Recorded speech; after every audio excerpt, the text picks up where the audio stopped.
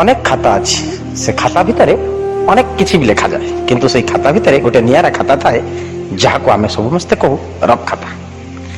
S news Odia प्रयोजन आम एक नुआ स्टोरी इमेज ओडिया साहित्यर एक नुआ विप्लव को नहीं आम आपन को देखाइबू सबुदिन ठीक संध्यारे नुआ धारावाहिक रफ खाता। हाँ दर्शक बंधु यहाँ आम रफ खातार ना ये जीवन में सब मूल्यवान हूँ रफ खाता। कहीं या रफ तो कही पारती किंतु प्रकृत में से खाता जे केते महान आम जीवन में आमर नुआ धारावाहिक रफ खाता देखिले आपण माने जानि परिबे। याको संयोजना करिसेंती अध्यापक प्रफुल्ल साहू आउ एतरे सह संपादिका अछंती प्रगति भुइया आउ प्रयोजक प्रसन्न कुमार दास। एस न्यूज ओडिया रो नुआ प्रयास कवि लेखक और गाल्पिक को नहीं आपण माने देखिबा को जमा भूलिबेनी। आमर स्टोरी इमेज रो ना हेउची रफ खाता। नमस्कार दर्शक बंधु, स्टोरी इमेज रफ खातार संजय नईला पर आजिर फर्द को आपण मानक स्वागत। संजय नईला पर आजिर फर्दरे आम सहित अछंती गीतिकवि बैद्यनाथ खिलार, अपर्णा मिश्र, डॉक्टर निरंजन साहू, पंचानन सामंतराय। नमस्कार दर्शक बंधु, स्टोरी इमेज रफ खाता संजय नईला पर फर्द को आपण मानक स्वागत। आपण मानक भल पाइबा रही एमती रही था यह ही आमर कामना। बेंग पाए बेंगुलीर पृथ्वी क्षण क्षण के आन बदली जाऊँगी पृथ्वी, बदली जाऊँगी मनीष, बदली जाऊँगी मनीषर मन, बदली जाऊँगी समाज। ये बदली जाऊँगा समाजर परिप्रेक्षी में आम तैयारी आमर खाता जो अचिना मुह चिन्हा हे, अजना लोक जना हाँपाई यह एक माध्यम। आम जो मैंने निम्न श्रेणी जो मैंने तले जो मैंने पाहत तलर लोक से आनीचु भितर रुचि रही साहित्यर प्रतिभा को समाज आगे दर्शाइवाई आमर एक प्रयास। केते दूर यथा भूलतुनि बेले बेले मतामत दिंतु। एति आज रफ खातार बार्ता। वर्षा नथाई इंद्रधनु डह डह खरारे जे लेखनी मुନରେ आंकती तारर मुरुज से हेउचंती गीतिकवि बैद्यनाथ खिलार। तेबे आसंते सुनिबा तांका कविता। बैद्यनाथ खिलार, शंकरपुर चौद्वार। मो कविता शिरोनामा दा। मु बासुथिली प्रेमिक प्रेमिक सते कि अतर तेल, अनुड़ा फुलर कंटारे कंटारे तमे करुथिल गेल। जाहाकू पचार सी भी कहिब तमे मो प्रेमिका थिल, जह्नरे बसाई तमे परा मते खजूर खुआई थिल। आउ किछि दिन बंची थांती तमे जह्न रूपेली देल। मु बासुथिली प्रेमिक प्रेमिक सते कि अतर तेल। जी बार थिला मरिबार थिला, जी गली मरी गली। प्रेम करिबाकू आसीथिली सिना धोखा खाई फेरी गली। पड़ोशी कहिले मला भल हैला, सरी गला कल बोल। मु बासुथिली प्रेमिक प्रेमिक सते कि अतर तेल। देख देख देख केड़े दुखी मु, देह सारा मोर घा।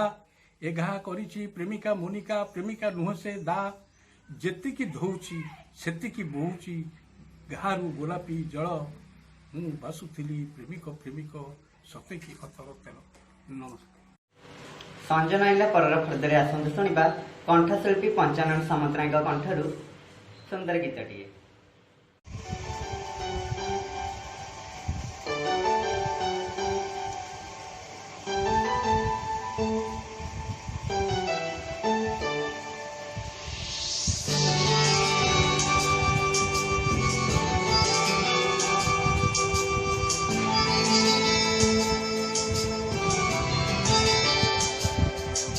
जिया जिंदगी एक पल भी तुझसे होके जुदा समझना।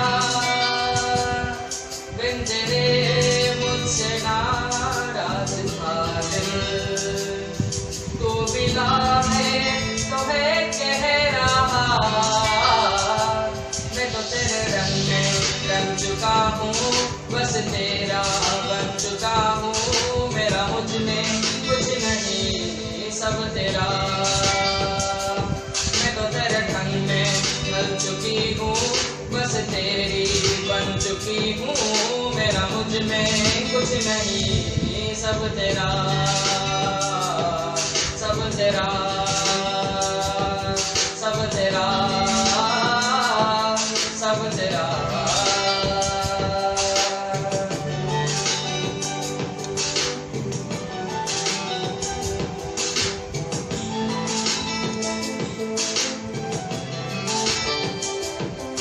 मेरे दिल की रास्तों पे तेरी आहट जो हुई, हर धड़कन जश्न में है ये नायत जो हुई।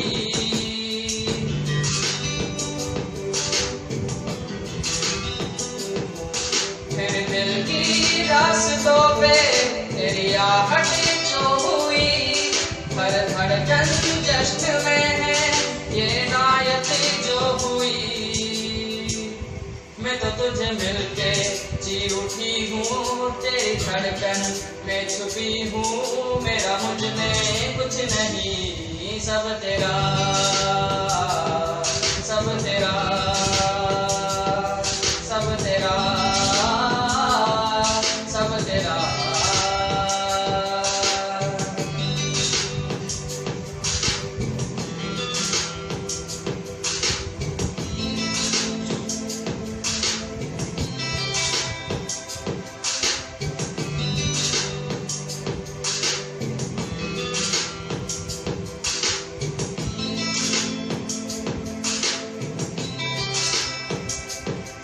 जिस पल तू साथ मेरे उस पल में जिंदगी है, तुझे पाके पाया सब कुछ, कोई ख्वाहिश अब नहीं है। ओ जिस पल तू साथ मेरे उस पल में जिंदगी है, तुझे पाके पाया सब कुछ, कोई ख्वाहिश अब नहीं है। मैं तो बस तुझसे ही बना हूँ, तेरे बिन में बेवजह हूँ, मेरा मुझ में कुछ नहीं, सब तेरा, सब तेरा, सब तेरा, सब तेरा।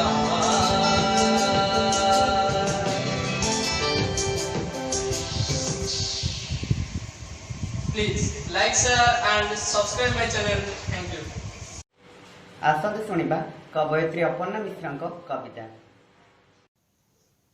ଉତ୍କଳର କଳା ସାହିତ୍ୟ ଭାଷା ଓଡ଼ିଆ କବିବନ୍ଧୁମାନଙ୍କୁ ମୋର ପ୍ରଣାମ। ମୁଁ ଅପର୍ଣ୍ଣା ମିଶ୍ର, ଶ୍ୟାମପୁର ତୁଳସୀପୁର ଯାଜପୁର। ମୋ କବିତାଟିର ଶୀର୍ଷକ ଭୁଆଁମାଟି ମୋଡ଼।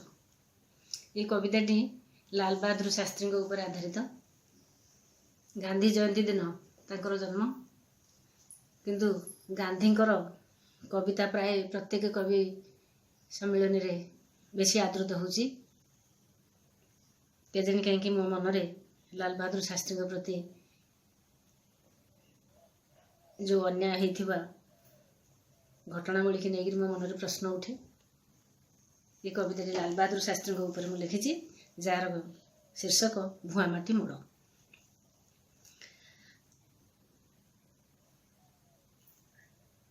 আহা কি ললিত সৌম্য শ্রীমুক্তিক পূর্ণ ইন্দু লোড়ে ভারত মাতা অকালে তাস্কেন্ড চুক্তিরে গুপ্তরে কেউহীন কলা ও মা ব্যবস্থা কাল রাত্রে কাল পুরুষ কে থিলা গোরসে ভরিলা কালীয় বিষ কাল তৃষ্ণা ছাই এবে বি আশ্চর্য উন্মেষ হইনি সত্য রহস্য উত্তাল সমুদ্রে বুদ্বুদে বুদ্বুদ সমাধি পরায়ে হজিলা তথ্য কিয়ে সে কহিব শাস্ত্রীজীଙ୍କ শব কিয়ে কলা ব্যবচ্ছেদ তদন্ত আপনা প্রিয়কে পাশে তো নথিলে চক্রব্যূহে পশি হইলে পেশি চিকিৎসক কিয়া নথিলা কাহিଁକି ନୀଳ ପଡ଼ିଥିଲା ସରଗ ଶଶୀ 16 ବରଷରେ ଆଜାଦ ହିନ୍ଦୀ ଫୌଜେ ଯୋଗ ଦେଇ ଯୋଗ୍ୟ ସ୍ୱାଧୀନ ଚେତା ଭାରତ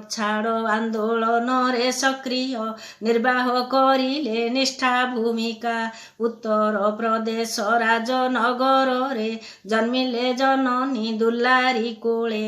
ଶାରଦା ପ୍ରସାଦ ଜନକ ବାଳକ ବେଳୁ ଶୋକା କୂଳେ ଭସାଇ ଗଲେ। ପ୍ରମାଣ ବିହୀନ ପତ୍ନୀ ପୁତ୍ର କନ୍ୟା ଏଯାଏ ସେ ପ୍ରହେଳିକାରେ ବନ୍ଦୀ। ଶାସ୍ତ୍ରୀଜୀଙ୍କ ମୃତ୍ୟୁ ରହସ୍ୟ ଅଦ୍ୟାପି ଉନ୍ମୋଚନ ହୋଇ ନାହିଁ କଦାପି। ବାଳକ ବେଳରୁ ସୁଶୀଳ ସ୍ୱଭାବ କର୍ମଯୋଗୀ ଆତ୍ମନିର୍ଭରଶୀଳ। ଅଦ୍ୟମ ସାହସୀ ସଚ୍ଚା ସ୍ୱାଭିମାନୀ ପ୍ରଥମ ସ୍ୱାଧୀନ ମୁକୁଟୋଜ୍ୱଳ। ଉଜ୍ଜ୍ୱଳ ନକ୍ଷତ୍ର ଗଗନେ ଉଦ୍ଭାସେ ତ୍ରିରଙ୍ଗିଣୀ ଝଣ୍ଡା ଉଦ୍ବେଗେ ଛୁଇଁ। ଆହା କହି ରାହା ଏଯାଏ ଧରିଛି ଭୁଆଁ ମାଟି ମୋଡ଼ ହୃଦ ଥରାଏ। 1904 ଅକ୍ଟୋବର 2 ତାରିଖରେ ଜନମି ଭବେ। 1966 ଜାନୁଆରୀ 10ରେ ଅକାଳେ ବସିଲେ ସ୍ୱର୍ଗେ। ଅଳପ ଦିନର ଗଳ୍ପ କାଳ ଜୟୀ ଅମଳିନ ସ୍ପଷ୍ଟ ସ୍ୱଚ୍ଛ ଦର୍ପଣ। ବିଦ୍ୱାନୀ ବିଦେହେ ପ୍ରତିଭାତ ସଦା ଏପର୍ଯ୍ୟନ୍ତ ଭାରତ ମାତା ଲପନ। ବିଦ୍ୱାନୀ ବିଦେହୀ ପ୍ରତିଭାତେ ସଦା ଏପର୍ଯ୍ୟନ୍ତ ଭାରତ ମାତା ଲପନ। ନମସ୍କାର। ସାହିତ୍ୟଠୁ ସଂସ୍କୃତି, ଅଧ୍ୟାପନାଠୁ ଶ୍ରୀ ଜଗନ୍ନାଥଙ୍କ ମହିମା ଗାନ, ସବୁଥିରେ ଯେ ସିଦ୍ଧହସ୍ତ ସେ ହେଉଛନ୍ତି ଡକ୍ଟର ନିରଞ୍ଜନ ସାହୁ। ଆସନ୍ତୁ ଶୁଣିବା ତାଙ୍କ ଆଲୋଚନା। ନୀଳାଚଳ ନିବାସାୟ ନିତ୍ୟାୟ ପରମାତ୍ମନେ ବଳଭଦ୍ର ସୁଭଦ୍ରାଭ୍ୟାଂ ଜଗନ୍ନାଥାୟ ତେ ନମଃ। ଜଗଦାନନ୍ଦ କନ୍ଦାୟ ପ୍ରଣତାର୍ଥ ହରାୟ ଚ ନୀଳାଚଳ ନିବାସାୟ ଜଗନ୍ନାଥାୟ ତେ ନମଃ। ଜୟ ଜଗନ୍ନାଥ। ମହାପ୍ରଭୁ ଶ୍ରୀ ଜଗନ୍ନାଥ ଆମର ସୌଭାଗ୍ୟ। ଆମେ ଉତ୍କଳ ଖଣ୍ଡରେ ଏବଂ ଶ୍ରୀ ନୀଳାଚଳ କ୍ଷେତ୍ରର ପୁରୁଷୋତ୍ତମ କ୍ଷେତ୍ରର ଅଧୀନରେ ଏହି ଉତ୍କଳ ଖଣ୍ଡରେ ବାସ କରୁଛେ। ଶାସ୍ତ୍ରରେ ବର୍ଣ୍ଣନା ଅଛି, ବ୍ରହ୍ମସୂତ୍ରରେ ବ୍ୟାସଦେବ ରଚନା କରିଛନ୍ତି, କହିଛନ୍ତି ସୌଭାଗ୍ୟ ଥିଲେ ମଣିଷ ଜନ୍ମ ମିଳେ ଏବଂ ସୌଭାଗ୍ୟ ଥିଲେ ଭାରତବର୍ଷରେ ଜନ୍ମଗ୍ରହଣ କରିବାକୁ ହେଇଥାଏ ଏବଂ ସୌଭାଗ୍ୟରୁ ସୌଭାଗ୍ୟ ଥିଲେ ଉତ୍କଳ ଖଣ୍ଡରେ ଏବଂ ଶ୍ରୀ ଜଗନ୍ନାଥ ଆଶ୍ରିତ ହେବାକୁ ହେଇଥାଏ। ଏବଂ ଜୀବ ନିଶ୍ଚିତ ଭାବରେ ଯିବ କେଉଁଠିକି ଯିବ? ଶ୍ରୀ ଜଗନ୍ନାଥଙ୍କ ପାଖକୁ ଯିବ। ଇଏ ଜଗନ୍ନାଥଙ୍କର ଇଚ୍ଛା। ଜୟ ଜଗନ୍ନାଥ। ଆମେ ଶ୍ରୀ ଜଗନ୍ନାଥଙ୍କ ସମ୍ପର୍କରେ ଆଜିଠାରୁ ବିଭିନ୍ନ ବିଭାଗରେ ବିଭିନ୍ନ ଭାଗରେ ଆମେ ଆଲୋଚନା ରଖିବା।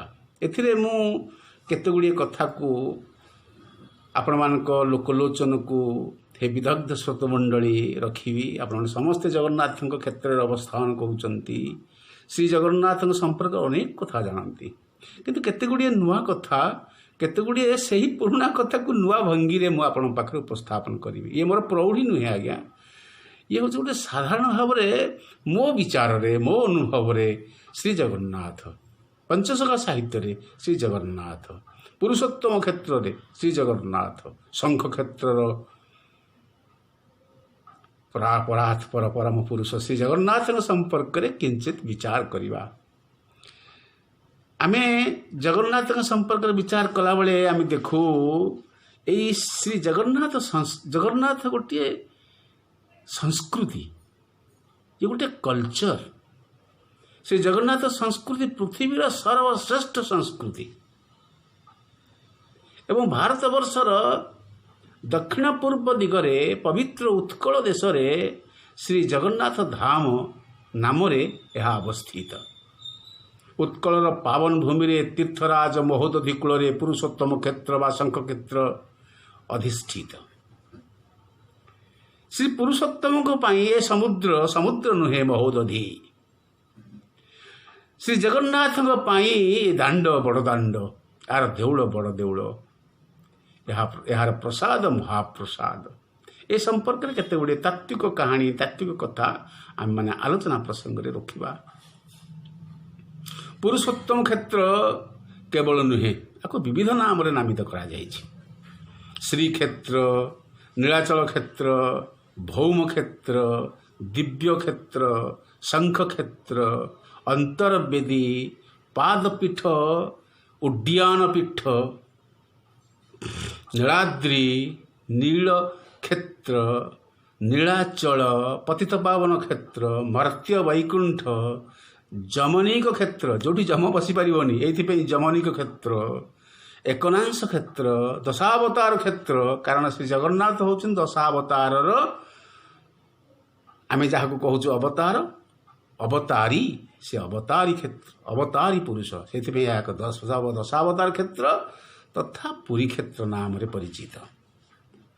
पुरी क्षेत्र एक प्रचलित साधारण नाम हेले मध्य विशेष भाव में पुरुषोत्तम क्षेत्र नाम रे परिचित। ये हूँ एक अपभ्रंश शब्द। तेरे 5 गोटी नाम आमर प्रणिधान योग्य। गोटे हूँ अंतर्वेदी जो अंतर्वेदी उपरे पुरुषोत्तम श्री जगन्नाथ विराजमान करिसंती।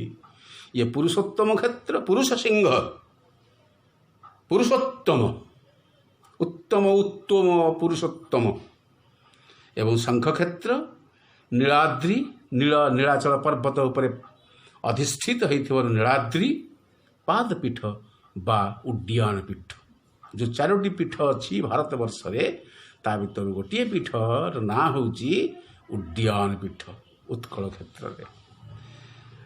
किंतु सबठारो प्राचीनतर नाम होची अंतर्वेदी। एही नामटीर उल्लेख महाभारत रे वन पर्व रे देखा मिले।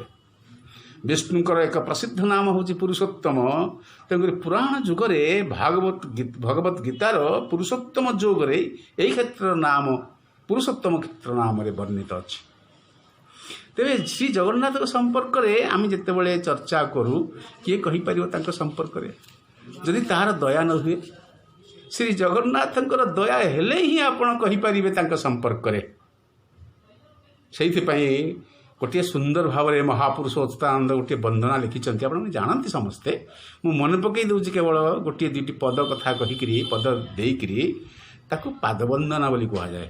जगन्नाथ संपर्क में महापुरुष अच्युतानंद तांकर लीला परिकर सुंदर भाव में व्याख्या करिसंती। गोटे छोटिया कविता भितर से कहिसंती जय जय लक्ष्मीकांत हो जय श्री जगन्नाथ जार पादे कोटि ब्रह्मांड ध्यान करे जुगत गंगा देवी जार चरणु होई छंती बाहार केउ जल नेई धोइबी प्रभु चरण तोर। गंगा देवी आपणकर पाद पद्म रे अछंती मु कौ जल रे आपणकर पाद को धोइबी। आउ जोठी लक्ष्मी जहार परिचारिका सेवारतर अछंती आपण क्षीर समुद्र रे अछंती आपण पदमोच्चारण करती महालक्ष्मी मु कौ धन देकी आपण को पूजा करी। गरुड़ आपणकर आसन मु की आसन आपण को देवी। गरुड़ जहार आसन किस देवी आसन लक्ष्मी देवी जार घरणी ताकू की देवी धन है। एठी भक्तिर चरम सोपान रे महापुरुष अच्युतानंद प्रवेश करी से जगन्नाथ उद्देश्य पुष्पांजलि भक्ति पुष्पांजलि अर्पण करुचंती। हे प्रभु हे महाप्रभु हे जगारूढ़ पुरुष हे मार्तंड आपण उद्देश्य यही मोर क्लुप्त निवेदन जे लक्ष्मी आपणकर घरणी मु कि धन देवी। गंगा ଯାହାଙ୍କର ଚରଣରେ ସେବା କରୁଛନ୍ତି ମୁଁ ତାଙ୍କୁ କି ଜଳରେ ସ୍ନାନ କରେଇବି ଏବଂ ଯେଉଁଠି ଗରୁଡ଼ ଆପଣଙ୍କର ଆସନ ମୁଁ କି ଆସନଟେ ଦେବି ଆପଣଙ୍କୁ ଆଉ ସରସ୍ୱତୀ ଯାହାର ଛାମୁରେ ବୀଣାବାଦନ କରୁଛନ୍ତି ମୁଁ କି ଗୀତ ଗାଇ ଆପଣଙ୍କୁ ଶୁଣେଇକି ତୃପ୍ତ କରେଇବି। ସରସ୍ୱତୀ ଯାର ଛାମୁରେ ବୀଣା ଯନ୍ତ୍ର ବା ଆନ୍ତି କେଉଁ ମନ୍ତ୍ର ପଢ଼ିଭୋ ନାଥ ମୁଁ ଯେ କରିବି ସ୍ତୁତି।